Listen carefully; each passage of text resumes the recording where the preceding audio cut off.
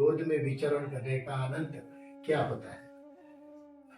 एक बार 16 साधु परिक्रमा कर रहे थे, आज से 30 साल पहले की बात, 30 से भी ज्यादा साल हो गया। अब वो चलते फिरते थे तो कहीं जगह खिचड़ी मिला, कहीं जगह दाल चावल मिला, तो सभी संकल्प में से एक साधु ने संकल्प किया कि माँ तो आज दाल रोटी खिला दे तो मैं खुश हो जाऊंगा। माँ तो सिर्फ फूकती मुक्ति दायिनी है, भोग भी देती है और मोक्ष भी देती है। तो एक सुल्पानेश्वर की झाड़ी में जा रहे थे तो एक जगह धुआं निकला। तो साधु बोले कि देखो यहाँ कोई लंगर चल रहा होगा, नहीं तो इतना धुआं कैसे निकलेगा, और इतनी झाड़ी में। सब लोग चल के गए ऊपर। तो एक बुढ़िया रोटी पका रही थी और दाल उबल रही थी, जो संकल्प मिला था कि दाल रोटी चाहिए। वो महात्मा रो पड़े, अरे माँ मेरे लिए तुम्हें इतने ऊपर आकर के कष्ट करना पड़ा। पहले तो माँ को चरण स्पर्श करने लगे, अरे माँ तुमने मेरे लिए इतना कष्ट क्यों किया। तो कि नहीं बच्चा, ये तो तुम्हारा ही है, तुम्हारी कृपा से ही सब बना हुआ है, मैं तो सेवा करती हूँ। देखो माँ स्वयं बोल रही है कि ये तो समाज का है। यहाँ पकड़ने वाली बात ये है, समाज हमको द्रव्य दान देते हैं तब हम समाज की सेवा करते हैं, परिक्रमा वासी की सेवा करते हैं। तो माँ को ये प्रेरणा लेनी चाहिए कि ये द्रव्य दान समाज का है तो तुम समाज की सेवा करो, और उसमें अहंकार मत करो कि मैं सेवा कर रही हूं। ये पकड़ो, देने में कृतज्ञता होनी चाहिए कि तुम्हारा है और तुमको मैं दे रहा हूं, अथवा माँ ने दिया है तो मैं माँ के बच्चे की सेवा कर रहा हूं। ये भावना रखकर नर्मदा तट पे रहो, नहीं तो ये रहने नहीं देंगे। बड़े बड़े लोग यहाँ आके चले गए, बड़े बड़े लोग आकर के भी भागना पड़ा। कब, क्यों? क्योंकि जब तक आप माँ के बच्चे बनकर के तट पे नहीं रहोगे तब तक रहने का आनंद नहीं मिलेगा। हमारे बगल में 1 करोड़ का अभी अभी आश्रम बना है, लेकिन वो रह नहीं पाते। 10 दिन हुआ चलो घर, 10 दिन हुआ चलो घर, फिर यहाँ साफ सुफ करके फिर चलो घर। जाके पूछ लेना, ये भूमि बहुत बड़ी तपोभूमि है।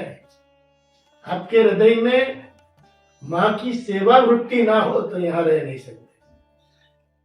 चाहे बंगला बना लो, चाहे गाड़ी बना लो, पीछे करोड़ों का बंगला बना है, खंडेर की तरह खाली है, चाहे देख लो। 2-2 करोड़ का एक बंगला है, बड़ौदा के बिल्डर नहीं बनाया है, लेकिन रहने वाला कब आते हैं? होली खेलने के लिए। ये होली खेलने की जगह है, दीपावली में उत्सव करने के लिए। वो भी 5 दिन हुआ चलो घर, रह नहीं सकते। यहाँ कौन रह सकता है? जो माँ का कृपा पात्र है। ये पढ़ो, समझ में आया? जीवन की सर्वोत्कृष्ट उपलब्धि है कि जिसके घर में रहते हो उसके कृतज्ञ भाव से रहो। अभी आप नर्मदा के बच्चे बनकर रह रहे हो, आप उसके कृपा पात्र बनकर के रहो, तो रहने का आनंद मिलेगा।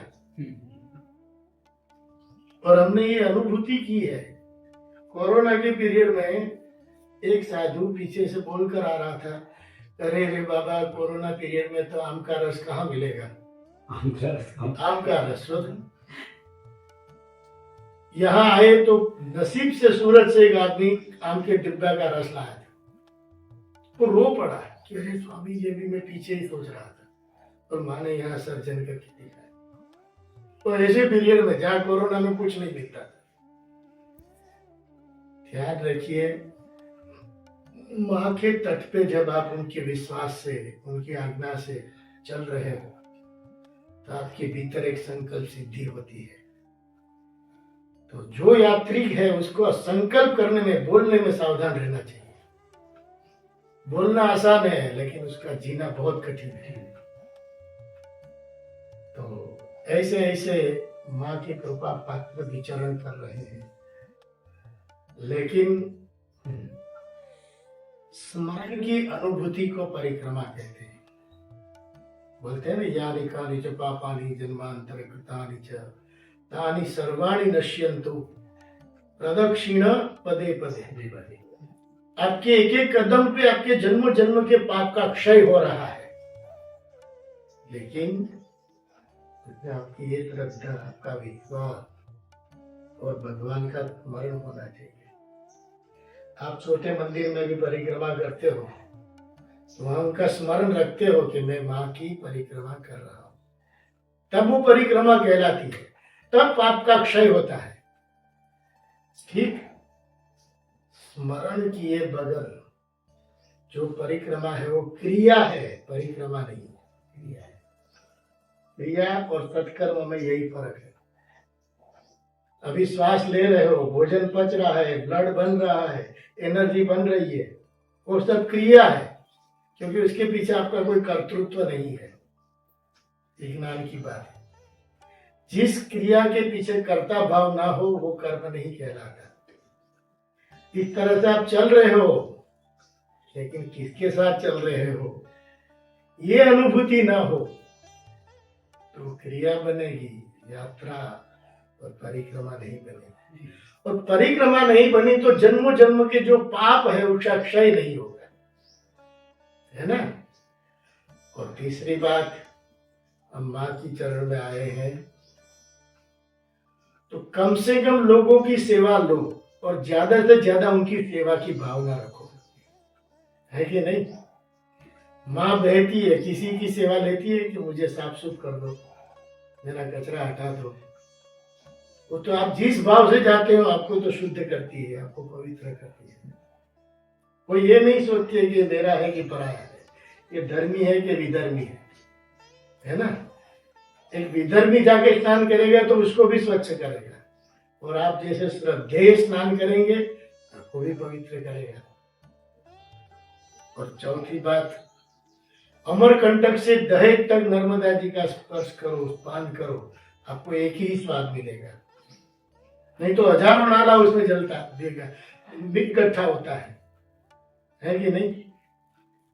उस नाले का जल देखो तो आपको कड़वा लगेगा, लेकिन वो माँ के साथ जुड़ जाएंगे, मीठा होगा। ऐसी कौन सी चेतना उसमें है, उस कौन सी मिठास है कि हर जल को वो मीठा बना सकती है। यहां से इतना पकड़ लो, मेरा अहंकार, मेरा अभिमान, मेरा अज्ञान, हे माँ तुम्हारे अमृत स्वरूप में मिला दो, मैं भी अमृत स्वरूप की प्राप्ति कर लूं। अमृत माने जन्म और मृत्यु के संसरण से मुक्ति, ये अमृत तत्व है। अमृत माने कोई कलश नहीं है, ठीक है ना। ऐसी दिव्य यात्रा का अनुभव करते हुए अपने जीवन को पावन करिए, इसी बार बार शुभेच्छा। कि नाम तो नाशवंत है, अविनाशी को पहचानिएगा।